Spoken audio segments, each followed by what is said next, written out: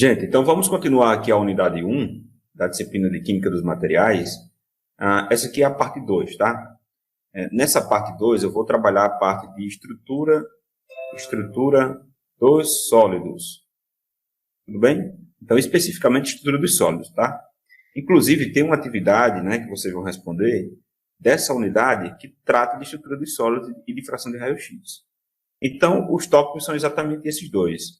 Os estados de agregação e algumas características dos sólidos e por que estudar a técnica de difração de raio-x, tá? E aí, difração de raio-x, você vai encontrar o material completo lá na aula em PDF. Tem um material muito completo, tá? Tem também uma apostila do professor Sasaki, também que fala de difração de raio-x. Isso aqui é uma parte de complementação ao estudo de química dos materiais. Certinho?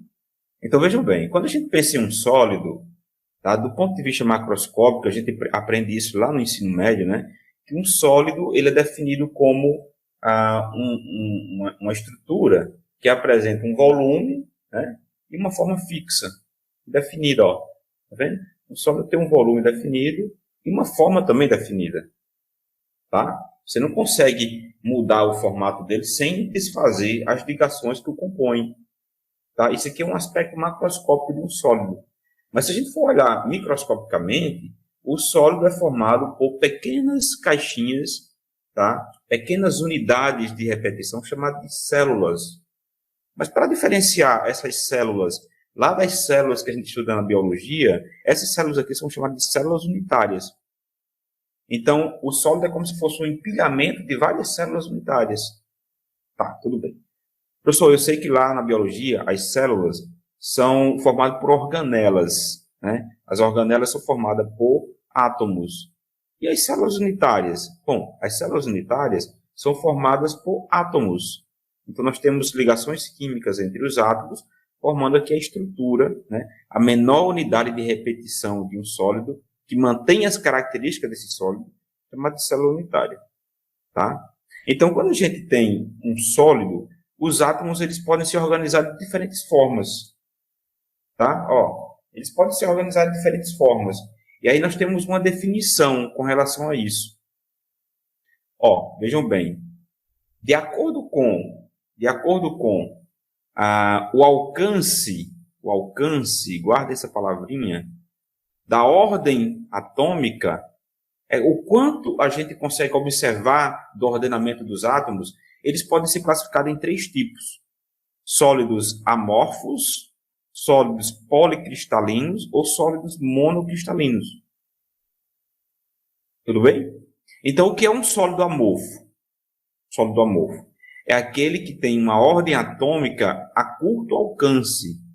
É como se você pegasse um microscópio, fosse olhar o ordenamento dos átomos e eles não, o ordenamento ele tivesse um ordenamento assim curtinho e depois fugisse esse ordenamento. Isso é curto alcance. Ó, vejam bem aqui nessa figura. Ó. Se a gente traçar aqui, tentar pegar uma ordem aqui nessa figura, né, das bolinhas que são a representação dos átomos, a gente não consegue. Ó. Você vê aqui, ó, por exemplo, aqui tem um ordenamento, né? Ó, esses 3 átomos aqui em linha. Mas se você avançar um pouquinho mais para cá, ó, já não está mais em linha. Ó, tá? Ó, tem um certo ordenamento aqui. Isso aqui é curto alcance. Tá?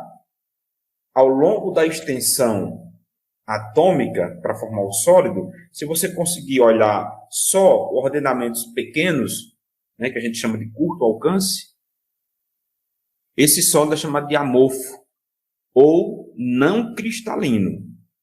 Isso aqui é a mesma coisa de não cristalino, tá? Não cristalino. Vocês vão encontrar nos livros muito essa palavra não cristalino. É o contrário do cristalino. Aí, dentre os cristalinos, ó, nós temos 2 tipos. O policristalino e o monocristalino. Vamos aqui para o monocristalino. Mono quer dizer 1. Então, ó, se a gente passar aqui retas paralelas sobre os átomos, nós iremos observar que eles apresentam um único tipo de ordenamento ao longo de toda a sua extensão. Ó. ao longo de todo o átomo aqui, ou todo sólido, os átomos eles estão organizados de uma única forma. Isso é chamado de monocristal. Monocristal. É um ordenamento muito perfeito. Tá? Então, ordem atômica a longo alcance em todo o grão ou cristal. Tudo bem? Tá. E o que é um policristal, professor? O policristal, ele tem ordenamento a longo alcance, só que existem regiões. Essas regiões são chamadas de grãos ou cristais separados por contornos de grão. Então, vejam bem, ó, essa região aqui, ó, eu tenho os tracinhos nesse sentido, ó, tá? Aqui já mudou o ordenamento, ó, os átomos já estão em um outro ordenamento. Tem ordenamento em vários átomos, mas ele muda o sentido. Aqui também, ó. Aqui também, ó. Então, aqui eu tenho um contorno de grão, ó. Um contorno de grão. É a fronteira de separação entre um ordenamento e outro. Por isso que isso aqui é chamado de policristal. Tem 1, 2, 3, 4. 4 regiões de ordenamento. Tá certo? Então, só recapitulando, com relação à ordem atômica nos sólidos, eles podem ser amorfos, policristalinos ou monocristalinos. Ordenamento a curto alcance, ordenamento a longo alcance, mas com regiões definidas, né? A presença aqui de contornos de grão, e ordenamento ao longo alcance em toda a extensão do cristal. Tá? Então, vamos lá. Então, com isso, a gente define muito bem um sólido amorfo e um sólido cristalino. Olha só, o amorfo não tem ordenamento entre os átomos. Estão vendo aqui os átomos todos desorganizados? Tá? Isso é o que caracteriza um sólido amorfo. Ah, professor, um exemplo. Os polímeros. Os polímeros, geralmente, 90% dos polímeros são amorfos. Hoje existe polímero cristalino, mas eles são amorfos. Tá? Os vidros. Os vidros são materiais cerâmicos amorfos, né? Chamado de vitrocerâmicos. E aqui eu tenho os cristais, ó. Um cristalino, todos os átomos estão bem organizados aqui. É como se fosse uma sala de aula bem organizadas, né? As cadeiras tudo no local certinho, todo mundo bem organizadozinho, tá? Nas 3 dimensões. Isso aqui é um cristal. Um exemplo de um cristal. O carbono, né? Carbono cristalino, diamante. As cerâmicas, tá? São cristais. Tudo bem? Belezinha? Consegue diferenciar agora, né? Isso aqui, gente, a gente tem que olhar o sólido a nível microscópico, ó. Como se eu estivesse olhando os átomos. Os átomos que compõem o sólido. Vejam, ó, essa estrutura aqui, ó. Se eu fizer um corte aqui, tá? Dividir a parte superior da parte inferior, eu vou ver que aqui em cima esses átomos estão organizados. Aqui embaixo também. Tá? Isso aqui é um cristal. Então vamos lá. Então, para formar os cristais, é mais ou menos assim, né? Para formar os sólidos. Os átomos, eles se ligam entre si, tá? Através de ligações químicas, iônicas e covalentes, tá? E também metálicas, lógico, tem os sólidos metálicos. E aí, o ordenamento entre os átomos forma o que a gente chama de células unitárias, tá? Só que essas células unitárias, se a gente for ver elas assim, por planos, eles são formados por redes. Então, nós chamamos de redes cristalinas. Tá? Existe na natureza 14 tipos de redes. E esses 14 tipos de redes cristalinas formam 7 sistemas cristalinos. Tá? Confusão, professor. O que são sistemas cristalinos? São 7 geometrias em que os átomos podem se organizar para formar células unitárias dos sólidos. E aí eu trago logo um exemplo aqui, ó, bem simples, né? Que é um cubo. É a célula unitária mais simples, é o cubinho, ó, um cubo. Então nós temos 7. Guarda bem. 7 formas de organizar os átomos em sólidos, em células unitárias. E aí, como aqui é tridimensional a célula unitária, nós definimos elas por eixos, ó, X, Y, Z, né, no plano, no 3D, né, e ângulos. Então, o que define uma célula unitária são os eixos, tá, X, Y, Z, e os ângulos que formam aqui entre os eixos, né, alfa, beta e gama, tá? É isso que vai diferenciar uma célula unitária da outra. Tudo bem? Vejam bem. Então, nós temos 7. Olha só. Cúbico, hexagonal, tetragonal, romboédrica ou trigonal, ortorrômbica, monoclínica, triclínica. Vamos entender cada uma delas. Cúbico é o mais simples, ó. É o mais simples. O que é que caracteriza um cubo? As dimensões são iguais, tá? Das arestas, ó. O A é igual ao B, que é igual ao C. As dimensões são iguais, gente. Tá? A igual a B, que é igual a C. Tá? E os ângulos que se formam aqui entre as arestas são ângulos iguais e iguais a 90 graus. Ângulos retos. Isso define a célula unitária cúbica. É um cubo. Tá? Aí o hexagonal, o que é que, com relação aos lados, o que vai diferenciar aqui é o lado C. A altura. A igual a B, mas é diferente de C, porque ela é mais alta. Ó, a altura. Aqui é o C, ó. Tudo bem? Isso é o que diferencia o hexagonal. E também o ângulo gama. O gama é 120, não é 90. Então, alfa é igual a beta, que é igual a 90, mas o gama é igual a 120. Certinho? A diferença aqui do hexagonal. O hexagonal é como se eu pegasse vários cubos, tá? Vários cubos aqui um ao lado do outro e esticasse eles assim. Isso é hexágono. Tá? Bom, tetragonal, né? Tetra, 4. Então tem aqui, é como se fosse um paralelepípedo em pé. Ó, A é igual a B, mais diferente de C, porque o C aqui é a altura. O C é a altura H, né? Que é maior do que os lados da base. Mas os ângulos são todos iguais e iguais a 90, porque é um paralelepípedo. Então, cúbico e tetragonal, a única coisa que diferencia é o parâmetro C. Esse parâmetro aqui, né, esse lado, é chamado parâmetro de rede. Tá? É o parâmetro de rede da célula unitária. Romboédrica ou trigonal. É um cubo torcido. Então, todos os lados são iguais, certo?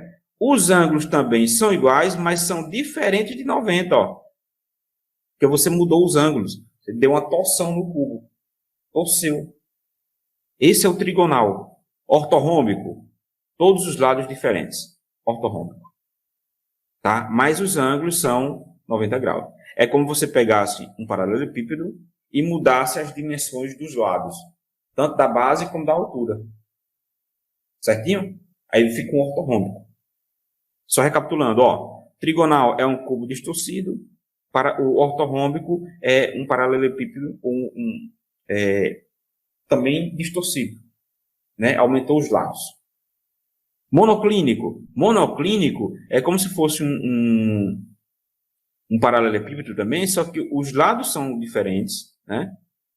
E o ângulo beta, né? Esse ângulo aqui da base, ó, esse ângulo que a base forma com a altura, esse ângulo beta, ele é diferente de 90. Você dá uma torção dele para um lado, né? É como se você pegasse um ortorrômbico e torcesse ele para um lado, mudando o ângulo beta. E o triclínico é como se você torcesse todos os ângulos. Então, todos ficam diferentes de 90. Tá? Então, gente, aqui são os 7 sistemas cristalinos. Tá? Esses 7 sistemas cristalinos vão formar todos os tipos de sólidos. Tá, e o que é um sólido, professor? É o ordenamento, o empilhamento dessas caixinhas, desses sistemas cristalinos. Então, por exemplo, cloreto de sódio, né, que é um sólido cristalino. O cloreto de sódio é formado por cubinhos. Então, quando a gente vê um grão ou um cristalzinho daquele macroscópico de cloreto de sódio, um grãozinho em casa, você tem que imaginar que ali tem várias células unitárias montadas, empilhadas uma da outra, com um arranjo regular, por isso que ele é um cristal. Então, quando a gente vê um cristalzinho daquele macroscopicamente, ali é um empilhamento de várias partículas que tem várias células unitárias bem organizadas. E essas células, no caso do cloreto de sódio, são cubinhos, formados por átomos de cloro e átomos de sódio. Tudo bem? Bom, no sistema cúbico, né, a gente tem 3 tipos. Nós temos o tipo mais simples, que é o cúbico simples. O que é um cúbico simples, professor? É esse aqui, ó.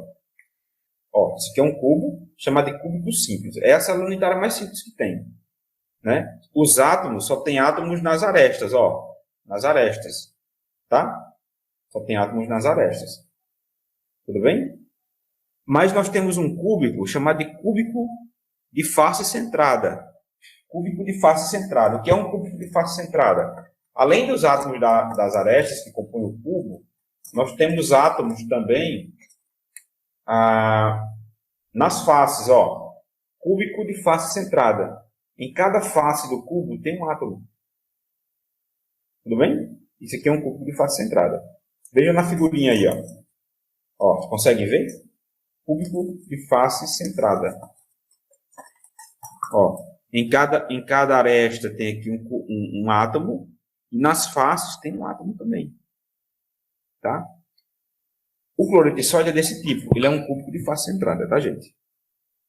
E aí nós temos uma formulazinha para calcular o tamanho do parâmetro A. Ó, o A, que é a dimensão aqui da aresta. Esse tamanho é igual a 2R, 2 vezes o raio, raiz de 2. 2 raio, raiz de 2. 2R, raiz de 2. E essa formulazinha serve para a estrutura do tipo cúbica de face centrada, que a gente chama de CFC. Tá? Um outro exemplo é o cúbico de corpo centrado. Ó, é um cubo normal com um átomo no meio, no centro. Isso é o cúbico de corpo centrado. E aí, para a gente calcular o tamanho do parâmetro A, ó, né? Mas lembre-se que A é sempre igual a B, que é igual a C. Essa é a definição de um cubo, tá? Aí, nesse caso aqui do corpo centrado, ó, é 4R sobre raiz de 3. É diferente. O tamanho dele é diferente. Ah, professor, por que é que muda? Não é um cubo? Se for formado com os mesmos tipos de elementos químicos, vai mudar? Vai. Porque aqui eu tenho contração e relaxamento diferente, por conta do comprimento das ligações químicas. Quem vai colocar os átomos aqui nas arestas, no centro, do cubo, é o tipo de ligação química. Então, dependendo da energia de ligação, essa ligação vai ser maior ou menor. Tá? Maior ou menor. E aí vai ter o tamanho do parâmetro de rede. Quem vai definir o tamanho do parâmetro A aqui, da aresta do cubo, é o comprimento da ligação química. O tamanho do átomo, etc. A carga do átomo. Certo? Então, ok. E aqui eu tenho um hexagonal. O hexagonal eu trouxe só para mostrar para vocês. Ó. É como se eu tivesse vários cubos. Né? A base do hexágono é formada aqui por, basicamente, três paralelepípedos, né? 3 retângulos. Ó. A base dele aqui é retangular. Ó. Pode ser cúbica também. Tá? Então, quando eles sobem aqui, né, no eixo Z, né, na altura H, aqui é o parâmetro C. Isso é o que diferencia o hexágono. Tá bom? Tá. Então, vejam bem. Beleza, professor. Se eu já disse que os átomos eles formam ligações químicas, tradicionalmente ligação metálica para formar sólidos metálicos, né? Os metais são sólidos, com exceção do mercúrio. Tá? E aí, quando se forma ligações químicas entre átomos para formar sólidos, eles ficam organizadinhos assim. Tá? Ou não, podem também não ficar organizados, que são os amorfos. Quando eles ficam organizadinhos, como é que a gente consegue ver isso aqui? Tá? Existem diferentes técnicas, gente. Tá? Hoje a gente tem técnica de microscopia que consegue simular, né? Simular os átomos e fazer um desenho deles aqui numa estrutura. Mas nós temos uma técnica chamada difração de raio-x que utiliza a radiação do comprimento de onda do raio-x e vai dessa faixa de 1 até 10 angstroms. Tá? E aí essa radiação ela consegue interagir com átomos organizados e dar uma resposta, que é um gráfico chamado difratograma. E lá na atividade 1 de vocês, né, que é a tarefa de envio de arquivo único, eu peço para vocês pesquisarem o difratograma da alumina e da hematita. É um gráfico. Eu vou mostrar para vocês mais ou menos como é isso.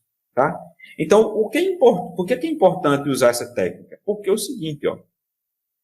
Aqui eu tenho o mesmo constituinte, ó, carbono. Aqui é carbono. Carbono. E aqui também é carbono. Só que esse carbono aqui, ó, é o carbono do tipo diamante. E esse outro é grafite. O que é que diferencia o diamante da grafite? O ordenamento atômico. Olha só, o diamante, os átomos estão bem organizados, formando aqui esse cubo. Tá? E as ligações são bem fortes, bem rígidas. Por isso que o diamante é duro. O grafite, os átomos já não estão bem organizados. São folhas de átomos de carbono. Tá? E essas folhas elas podem soltar uma da outra. Por isso que a grafite é mole. Tá? Então a gente usa muito a técnica de difração de raio-x para olhar a estrutura cristalina, a estrutura do cristal, isso aqui. Tá? Porque assim, conhecendo a estrutura, certo?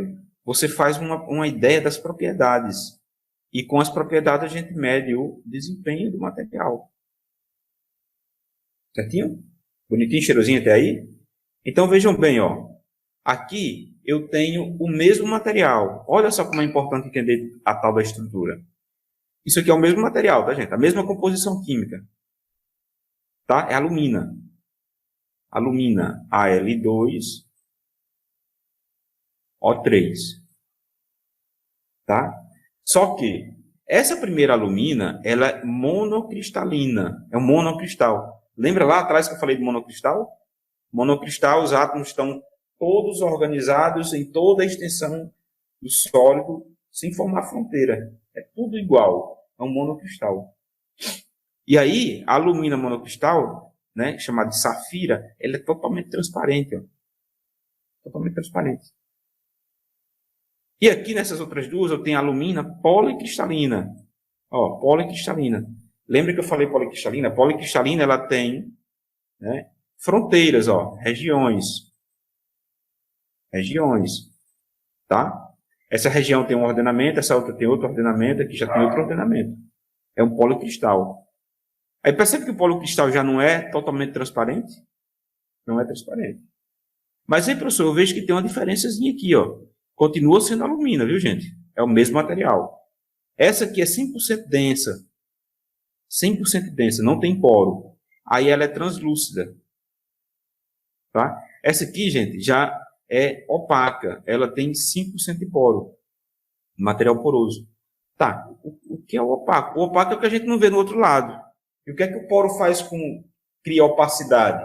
Porque quando o feixe de luz vem, né, para atravessar o material, ele encontra o poro, né, bate na parede do poro e reflete. Então a gente não consegue ver o outro lado. É opaco. Mas é o mesmo material. Tá? Aí está a importância da gente estudar os materiais.